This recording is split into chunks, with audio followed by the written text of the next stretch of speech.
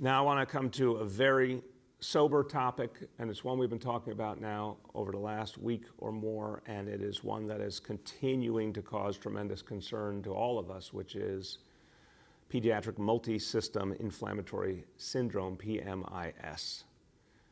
This is about protecting our kids from something that we are seeing differently than we've seen before. And again, a huge amount of energy is being expended in the medical field, not just here in New York City, but all over to understand what's happening here and address it as quickly as possible. So the numbers continue to concern us. We now have 110 confirmed cases. 54% of those cases, either the child tested positive for COVID-19 or tested positive for antibodies. And as I've said, we lost one child, and I want us all to work together and parents to do everything you possibly can to make sure we don't lose another child in this crisis. So we are continuing to build out a citywide ad campaign and information campaign to make sure parents are aware. Health department is reaching out and holding meetings and webinars with providers to make sure they're aware, to get the maximum information back to them, to make sure they are vigilant. We have preliminary data on the demographic breakout of the kids affected, but I want to emphasize very preliminary because it's only 110 cases. That's way too many.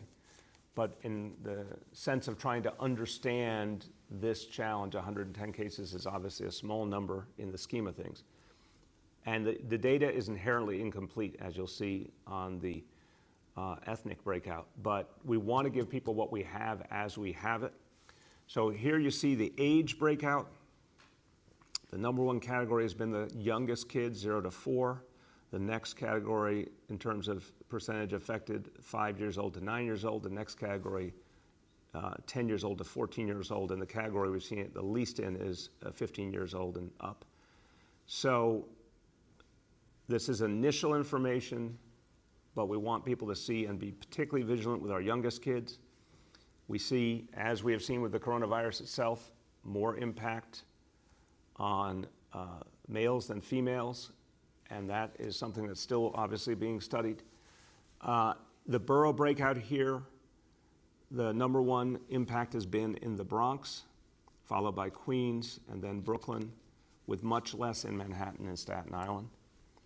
And then the ethnic racial breakout, which again is incomplete because almost 40% of this is still not classified, meaning kids that we're still not getting the details. But so far, again, sobering, 24% African American, 14% Latino, 10% Asian, 9% white.